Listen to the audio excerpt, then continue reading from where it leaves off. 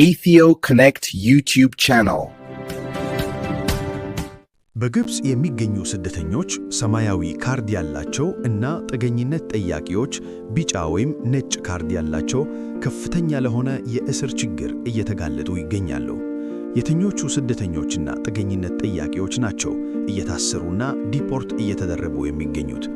የግብጽ መንግስት ለዚህ የእስር ዘመቻ የሰጣቸው ምክንያቶችስ ምንድናቸው? 26 ዓመተ ምህረት የስደተኛና ጥገኝነት ጠያቂዎችን ሁኔታ የሚዘግቡ የሰብአዊ መብት ድርጅቶችና የዜና ማሰራጫዎች ባወጡት ዘገባ መሰረት የግብጽ መንግስት ስደተኞችን እና ጥገኝነት ጠያቂዎችን ለማሰር የተደረገውን ሰፊ የእስር ዘመቻ የሚገልጽ ነጠላ ወይንም ቀጥተኛ የህዝብ መግለጫ አላወጣም። ሆኖም የእስር እርምጃው በጃንዋሪ 2026 ዓመተ ምህረት መጀመሪያ ላይ የወጡት ዘገባዎች የሚያሳዩት የመኖሪያ ህጎችን ማክበርና ደህንነትን መጠበቅን መሰረት በማድረግ እንደተቀረጸ ያስረዳል። የዚህ እስር ዘመቻ በርካታ የሆኑ ምክንያቶች ቢኖሩትም በዋነኝነት ዓለም አቀፍ ተቋማትና ገለልተኛ አካላት ያሰፈሩትን ዋና ዋና ምክንያቶች ለማየት እንሞክራለን። የመጀመሪያውና ዋነኛው ምክንያት ግብጽ አሁን የስደተኛን ሁኔታና አንዳንድ መብቶችን የሚገልጽ የአገር ውስጥ የጥገኝነትና የስደተኛ ህግ አላት። ነገር ግን ከ2024 ዓመተ ምህረት በፊት ስደተኞችን በአጠቃላይ የኢሚግሬሽን ህግ ስር እንደ ውጭ ዜጋ እንጂ እንደ ስደተኛ የሚቆጥራቸው ህግ የለም። በዚህ የተነሳ የግብጽ መንግስት ስደተኞች ለብቻ ለይቶ የሚያይበት ህግ የለውም። በአረብኛ ስደተኞች ማለት ሊላጂኢን ሲሆን የግብጽ ህግ ግን ይህንን ስም ሳይሆን ለስደተኞች የሚጠቀመው የነበረው የውጭ ዜጎች ወይንም በአረብኛ አጅነቢ የሚለውን የስም ትርጉም ነው። ይህም በመሆኑ ምክንያት የግብጽ መንግስት ሀገሬ ውስጥ ይኖራሉ ብሎ የሚጠቅሳቸው የስደተኞች ቁጥር ከ9 ሚሊዮን በላይ እንደሚሆኑ ሲሆን ይህ ቁጥር ግን የሚያሳየው ስደተኞችን ብቻ ሳይሆን ሁሉንም ግብጽ ሀገር የሚኖሩ ዜጎችን ነው። ማለትም ስደተኛውን በህጋዊ መንገድ ለስራ፣ ለትምህርትና ለሌሎች ምክንያቶች መጥተው የሚኖሩ የውጭ ዜጎችን ጋር በመቁጠር ቁጥሩ ከ9 ሚሊዮን በላይ እንደሆኑ ይጠቀሳሉ። ነገር ግን በዩኤንኤችሲአር ግብጽ ኦፊሻል ድረገጽ ላይ በጃንዋሪ 29 2026 የታተመው በዩኤንኤችሲአር ግብጽ ተመዝግበው የሚገኙ ስደተኞችና ጥገኝነት ጠያቂዎችን ቁጥር አጠቃላይ ከ62 ሀገራት የተውጣጡ 1,999,023 ስደተኞችና ጥገኝነት ጠያቂዎች ተመዝግበው ይገኛሉ። መንግስት ከ9 ሚሊዮን በላይ ስደተኞች ይኖራሉ ብሎ እንደሚያምን፣ ነገር ግን በዩኤንኤችሲአር ግብጽ ተመዝግበው የሚገኙ ስደተኞች 1,999,023 በሆናቸው በዚህ ቁጥር ልዩነት ምክንያት ግብጽ ሀገር ውስጥ በርካታ የሆኑ ግለሰቦች ያለ ህጋዊ ማስረጃ እንደሚኖሩ እና እነኚህን ግለሰቦች ለማጣራት ሲባል መንግስት ከፍተኛ የሆነ እስር በማካሄድ እያጣራ መለቀቅ ያለበትን መልቀቅ፣ ዲፖርት የሚደረገውንም ዲፖርት በማድረግ ላይ ይገኛል። ነገር ግን ይህ በእንዲህ እንዳለ ህጋዊ የሆነ የዩኤንኤችሲአር መታወቂያ ያላቸውም ሰዎች በተለያዩ ምክንያቶች ለእስር፣ ለብዙ እንግልት እንዲሁም ለዲፖርት ተደርገዋል። ሁለተኛው ምክንያት የመኖሪያ ደንቦችን ማክበር የሚል ሲሆን በግልጽ እና በብዛት የተጠቀሰው ምክንያት የታሰሩት ስደተኞች ትክክለኛ የመኖሪያ ፈቃድ የላቸውም የሚለው ነው። በአሁኑ ጊዜ በግብጽ የሚገኙ የውጭ ዜጎች በሁለት የህግ ምድቦች ውስጥ ይታያሉ። የመጀመሪያው ምድብ ስደተኞችና ጥገኝነት ፈላጊዎች ናቸው እና በዚህ መሰረት ህጋዊ የመኖሪያ ፈቃድ ሊያገኙ ይችላሉ።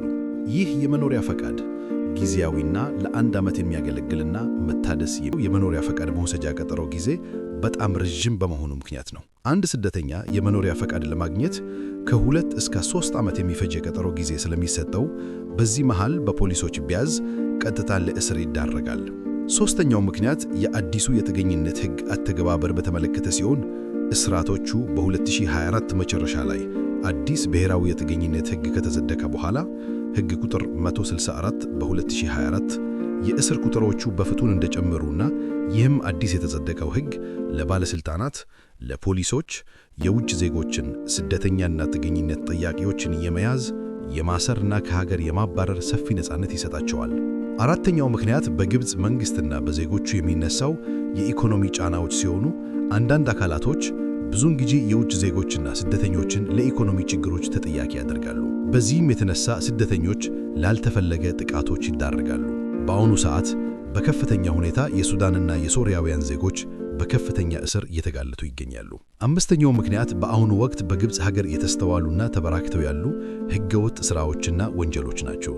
የአደንዛዥ እጽ ሽያጭና ተጠቃሚዎች መብዛት፣ አልኮል በመጠጣት ሰክሮ ውጪ መገኘት፣ የግድያና ስርቆት ወንጀሎች፣ የሕገወጥ የሰዎች ዝውውር፣ ሕገወጥ ንግዶች፣ ሕጋዊ ያልሆኑ ፎርጅድ ሰነዶች መገኘት በመሳሰሉት ምክንያቶች መንግሥት ይህንን ለመቆጣጠር ለማጣራት ይረዳኛል ባለማለት እስሮች እየተካሄዱ ይገኛሉ። ስደተኞች ወይም ጥገኝነት ፈላጊዎች በግብፅ በፖሊስ ወይም በደህንነት ኃይሎች ተይዘው ከታሰሩ የሚከተለው ሂደቶች ያልፋሉ። መጀመሪያ ስደተኛው በመንገድ ላይ፣ በቤት ውስጥ፣ በሥራ ቦታ ወይም በፍተሻ ወቅት ይያዛል። ከዚያ በኋላ ወደ ማቆያ ስፍራ ይወሰዳል።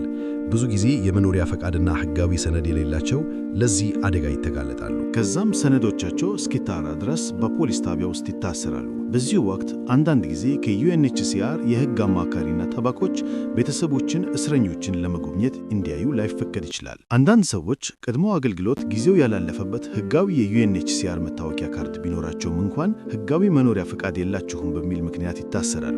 ክሱ ብዙ ጊዜ የሚመሰረተው ያለ መኖሪያ ፈቃድ መኖር በሚል ነው። በ2004 ከወጣው የስደተኞች መተዳደሪያ ሕግ ከመጸደቁ በፊት አንድ ስደተኛ ቢታሰር ዩኤንኤችሲአር የግብፅ መንግስትን የመጠየቅ ስደተኛው ያለበትን ሁኔታ መከታተል ይችል ነበር።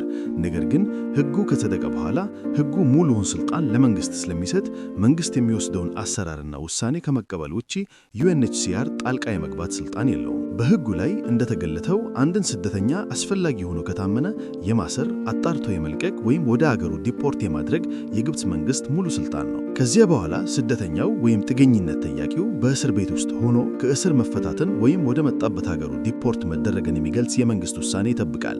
ይህ ከተያዘበት ቀን ጀምሮ እስከ 15 ቀን ወይም ከዛ በላይ ሊፈጅ ይችላል። ዲፖርት እንዲደረግ ውሳኔ ከተሰጠ ግለሰቡ ወደ ሀገሩ እንዲመለስ ይደረጋል። በአንዳንድ ጉዳዮች በፈቃደኝነት መመለስ የሚል ወረቀት እንዲፈርሙ ይጠየቃሉ። ምንም እንኳን መመለሱ በእውነት በፈቃደኝነት የተመሰረተ ባይሆን፣ በአንዳንድ ጊዜ የጉዞ ወጪም ስደተኛው ራሱ እንዲከፈል ይጠየቃል። በአጠቃላይ ስደተኞችና ጥገኝነት ጠያቂዎች በሚታሰሩበት ወቅት የሚያሳልፉት የእስር ሂደት ብዙ ጊዜ ግልጽ አይደለም። የሕግ ጥበቃም ውስን ነው። እንደ ስደተኛ ሳይሆን እንደ የውጭ ዜጋ ስለሚታዩ ማግኘት የሚያገባቸውን የስደተኛ መብቶች እምብዛም ሲያገኙ አይታይም እና ይህም በመሆኑ ምክንያት የእስር ጊዜያቸው እንዲረዝም እናም ወደ መጡበት ሀገር ዲፖርት እንዲደረጉ እድልን ይጨምራል። በተጨማሪም ኢትዮጵያውያንና ኤርትራውያን አብዛኞቹ የአረብኛ ቋንቋ የማይችሉ በመሆናቸው ምክንያት ለችግር ላይ መጋለጥ እድላቸው ከፍተኛ ነው። ስደተኛና ጥገኝነት ፈላጊዎች ማድረግ ያለባቸው አስፈላጊ የደህንነት እርምጃዎች። ሁልጊዜም የዩኤንኤችሲአር ካርዶን ፓስፖርት ሆነን ላይክ፣ ሰብስክራይብ ያድርጉና ለሌሎች ያጋሩት። ስለተመለከቱን እናመሰግናለን።